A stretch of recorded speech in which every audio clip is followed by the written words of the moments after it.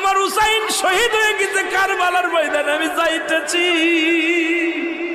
আমার হুসাইন ডাক দিছে নানাজি কইয়া, আমি রওজায় থাকতে পারি নাই রে, আমি হুসাইনের দেখার জন্য নবীজি রওজা থেকে উঠা গেছি। আলেমরা সর। ইবনে আব্বাস বলে আমি স্বপ্নের মধ্যে দেখেছিলাম আমার রাসূল ডাক দে বলে, মক্কা মদিনার মানুষেরা রে আর ঘুমাস না, আর তোরা ঘরের মধ্যে থাকিস না। আমি নবী রওজায় ঘুমাইতে পারি নাই, কান্না সহ্য করতে পারি নাই। ওদিন আমিও ফাতেমার নদীও না আমি সহ্য করতে পারি।